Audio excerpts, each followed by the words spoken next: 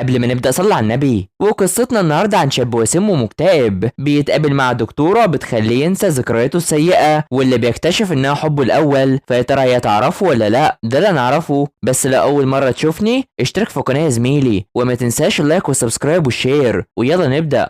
الجزء بيبدأ مع جيون اللي شين بيعرف انها حب جون الاول واللي شغالة معاه حاليا، وبيعمل نفسه في انه ما يعرفهاش اصلا. وجون بيفضل يعرفهم على بعض على طول، وبيتكلم مع جون في انه حبها وقت ما كان صغير ولا لا، وبيقول في انها اللي انقذته من زمان اصلا، وان دي اللي كانت بتلعب عند بيت جدتهم زمان. وبيحزن علشان كان بدأ يحب جيون ومش بيبين ده. ولما بتيجي تمشي جون بيوقفها وبيخليها تشرب على طول، وشين بيقرر يمشي علشان عنده حاجات كتيرة لازم يهتم بيها اصلا. وبتكون هتمشي بعد ما تشحن فونها على طول، وبتقرر انها تروح مع شين. وبيفضلوا هما التلاتة مرتبكين من بعض جدا، وجون كان جايب لها شحن مخصوص اصلا. فجون بتمشي معاه وبتتكلم معاه في انها لسه مقررتش تبقى دكتورة الفريق علشان هي بتتقرب منه بسبب الفحص اللي عليه وعايزة تكون جنبه، بس بيكون شايف انها شغالة بشكل كويس ومهتمية باخوه بما انها حبه الاول، وعلشان كان خايف عليه. وبيقول ان كل الذكريات الوحشة اختفت، بس ذكرى انه وقع في المياه دي لسه، ولا ده يكون بسبب الحب. وبيعرض لها انه يوصلها بس بترفض، وعلشان كده بيمشي. وهي بتستغرب منه اصلا ان ليه متضايق، وكانت خايفه تقع قدام جون في الكلام. فبنروح لجون اللي بيفتكر وقت ما مسك تي او وعرفه انه متاكد ان جون يحبه الاول اصلا، خصوصا انهم اتقابلوا قبلها في المشفى وما كانش يعرفها خالص. وعلشان كده جون بيتجاهل كلامه وعاوز يبقى يعتذر لها اصلا، وبيفضل يفكر في ان ذكرياته كده اصلا. وبيطلع بيلاقي جيون وهي بتكتب وبيكون مصدوم انها موجوده، خصوصا انه طالع من غير ملابس، وبيتخفى عشان ما تشوفوش، وبيكون مش عايز تقرب منه خالص. وبيقول ان بينظف المكان علشان هي ما تقربش منه، وبيتكلموا عن شخصيات وعاوز ان يمشي من غير ما تشوفه اصلا. وبيحاول يكون وراها، وبيفضل مستخبي في كل مكان بيروح فيه، وبيروح يلبس اي حاجه. وفجاه بتشوف الشاحن اللي جابه ليها وبتكون مبسوطه بيه، بس هو بيكون بيزحف عشان ما تشوفوش وهو من غير ملابس خالص. وبتقرر تروح له، وبينكر ان الشاحن ده مش ليها ولشخص تاني، وبيفضل يصدم فيها وبيخليها تمشي علشان هو يروح يشوف لقطات سيون، وبتعرض عليه انها تشوفه معاه وياكلوا سوا. فهنا شان بيروح، وام سام بتفضل قلقانه عليه وبتزعق فيه عشان هو شرب وما كانش بيرد عليهم خالص، خصوصا ان عنده فحص بكره، وعشان كده دوب بيحاول يدافع عنه. بس سام بتفضل توجهه في ان المفروض ما يبقاش كده، ولو حب يعيش حياه طبيعيه يسيب الرياضه. وتفضل شايفه في ان الكل بيضحي عشانه، وعلشان كده بيفكرها ملكه من جوسون وبيعتذر ليها، وبيبان في انه سكران. بس دوب بيروح ياخده وبيهتم بيه، وهو بيتكلم على انه اتقرب من اخوه دلوقتي وبيكون حزين بسبب اللي عرفه. فبنروح لجيون وجون هما بيتفرجوا على سيون وهي بتلعب، وبتفضل منفعله معاها وبتكون رافضه ان ياخد منها الطعام ده ولا يقرب منها، مع انها اللي مقربه منه اصلا. فبيعدي اليوم مع تحضير جون الطعام، وبيرفض ان جون تاكل معاه خالص، وعايزه تاكل لوحدها افضل، بس شايفه في انه كده طماع. وبتقرر تروح تغريه بالسلطه دي، في حين انه بيغريها باللحمه اللي على الصبح دي، وعاوزها تهتم بنفسها بما انها كانت سهرانه طول الليل. وبيتكلم مع اللاعبين اللي هيكونوا في شركته، وانه بيفضل يتجاهل فيها في الطعام، وعلشان كده بتمشي على طول. فبنروح لسان اللي بترن على ابوها وبتعرفه بانها تفضل شويه في كوريا، وبتكون خايفه وعايزه منه المال علشان هو مش سامح لها تشتغل اصلا، وعشان كده بيقفل في وشها، وعايزه تلاقي الشخص اللي كان في طفولتها بسرعه. ومن الواضح انها تكون اللي انقذت جون من زمان، وبتقرر تروح وتشرب بالكحول واللي بتكون مخبياه. ويوم بيجوا بيشوفها وبتعرفه في انها بتدفنه علشان هي بتحبه، وعلشان كده بيقرر يروح يديها المال اللي معاه اصلا، وشايفه في انه لطيف جدا وترد للضعف، وده لما يبقى معاه مال. وبتكون مش عايزه تصرف ده. وفجاه بتشوف شين قاعد في العربيه، وبتقرر ترن عليه وبيحاول يهرب من امه اصلا. وفجاه سام بتيجي وبتخوفه على طول، وعايزه ما تكونش جنبه على طول، وعايز انه يروح معاها، بس هو خايف من المشاكل اللي بتحصل من اهلها دي، وخايف لا ياخدوا صوره وابوها يشوف ده ويأذيه. بس هي بتجبره على انها تروح معاه ويوصلها، ومش عارف هو راح فين اصلا وبيكون خايف. فبنروح لجيون في المشفى وتعبانه وجعانه اصلا، وبترن على جون وبيكون مغلق، وعلشان كده بتقلق عليه. وفجاه بتشوف انه قاعد مع اون اصلا، وبيحاول يقنعها انه يكون معاها، بس هي بتشوف انه بيهتم بجيون وبتفكر في انهم مرتبطين ببعض، وعلشان كده بينكر ده على طول. وجيون بتساعدها على انها تدخل المشفى بسرعه وتبان انها صاحبتها، بس ام بتكون مش طايقاها خالص وشكلها تخسر الرهان مع جون، وده على محاوله اقناع ام بالانضمام ليهم. فهنا سام بتوصل مع شين الريف، وبيكون مش عارف هي جابته ليه هنا اصلا، وبتروح تخليه يساعد الست الكبيره دي وبيشيل بدلها وبيمشي وهو تعبان جدا. فهنا بتروح ترحب برئيس القريه وبكل الموجودين، وعايزه تساله عن الناس اللي كانوا هنا او اللي انتقلوا، وبتقرر تروح تتقرب من كل كبار السن اللي في القريه وتساعدهم، وطبعا بتاخد شين معاه وبيساعد في الزراعه، وبيكون مش عارف يعمل ده وبيندم لانه جه مع سن اصلا. فبنروح لجيون اللي بتروح تفحص المريض الخاص بيها اللي معاه من 3 سنين، وبيبدا يتكلم بس هي بتكون مش مركزه معاه اصلا وسرحانه، وعلشان كده بيفوقها على طول. فبتروح تقعد وجون بيجي يعرفها في ان سيون رفضتهم وفاتتها الفرصه خلاص، وبيلاقي في انها مش مهتميه، وبيعرف ان في حاجه حصلت اصلا، وبتكون هي ملاش نفس لاي حاجه، وبتقرر تروح معاه للوكاله وبيمشوا. فبنروح لشين وهو قاعد بعد ما اشتغل وتعبان جدا ومتبهدل ومش عارف سان هنا بتعمل ايه علشان هي ماشيه في كل مدينه، وبيفضل يتريق عليها، بس سان بتكون عايزه تلاقي الشخص اللي بتدور عليه في يوم، وبيفكر في انه اكيد هرب، وعلشان كده شين بيحاول يخليها كويسه وبيرمي عليها المياه، وده علشان يفوقها ويضحكها، بس ده بيضايقها وبتروح تمسكه تقلبه على طول. فبيروح يجهز نفسه وبيرفض ياخدها معاه في العربيه لسول وبيمشي من غيرها اصلا. فهنا جون بيكون عاوز يعرف ايه اللي مخلي جيون كده، وفجاه سام بترن عليها وعايزه تبعت تاكسي ليها عشان هي في الريف ومش معاها اي مال، وبتقرر انها تروح لها علشان خطر عليها تركب هناك لوحدها، وعايزه ان جون ينزلها، بس بيكون خايف عليها جدا وبيفكر في انه يوصلها، وبتتكلم على الامنيه اللي في الرباط ده، وبيقرر يروح لها بالفعل، وهي اساسا بتكون قاعده وهي حزينه وعايزه تقابل الشخص ده من تاني. فانا جون وجون بيكونوا رايحين لهناك وسط الجو المظلم ده، وبيكون مرتبك وبيقف مره واحده وعايز انهم يرتاحوا شويه، وعاوزه تغمض عينها، وعشان كده بترتبك وبتفكر في انه يعمل حاجه، ولما بتعمل ده بيقرر ينزل من العربيه ومش عارف هو بيعمل ايه اصلا، وبتشوف انه جايب المجرفه معاه وبتخاف منه، وبتفكر في انه يعمل فيها حاجه بقى او حتى يقتلها، وبتفكر في الهروب، وبيروح لها وعايزه تخرج من هنا، وده علشان بيوريها في ان في حيوان اتقتل وعشان كده هيدفنوه، وبيعملوا ده بالفعل، وبيكون صعبان عليها جدا. فانا سام بترن عليها وبتعرفها في انها لقت عربيه لسول مع شخص وبترفض تعرفها هو مين، وبكده جيون جت على الفاضي، وبتعرفوا انهم يرجعوا لسول بس هو بيكون جعان. فسام بتكون مع شين اصلا وعاوز يعرف هي كانت بتدور على مين علشان كان ممكن يساعدها، فبتعرفه في ان ده الشخص اللي بتحبه وعايزه تلاقيه. فبنروح لوصول جون عند المطعم ده وهي بتكون حزينه، وبتقول ان ابوها كان دكتور نفسي هنا برضه وكان بيهتم بكل الناس، بس بعد كده شافت شخص هو بيقتله وحابت انها تظهر انها مختلفه عن ابوها وانها تسيب مسافه بينها وبين اي مريض، بس ده ما حصلش، وبقت بتشوف انعكاسها في عيون المرضى وحابه تعمل حاجه عشان شايفه ان الاشخاص اللي عندهم ذكريات وحشه لازم تتشال، وبتكون حزينه جدا، وعشان كده جون بيكون عاوز يهون عليها علشان هي بتعمل اللي عليها في الاخر ومش محتاجه تثبت ده، وعاوز يعمل حاجه تخليها مبسوطه من جديد، وانه حاسس نفس شعورها في ان وجودهم بجانب الاشخاص حاجه كويسه، وان الدعم اللي بتقدم ده هيكون كافي اصلا، وبيركزوا في بعض، وبتقرر انهم ينزلوا، وفجاه بيشم ريحه وحشه وبيفكر في ان ده منها، وتفضل تقول في ان ده مش منها خالص وانها مش كده، وبيفضلوا يتجادلوا على طول وبيمشوا. فبيروح يوصلها وبيتفقوا على المقابله بكره، وسام بتشوف ده وبتروح معاها، وبتروح عشان امها زعقت فيها وشايفه في انهم عيله سوا. فجون بيروح يشوف فيديوهات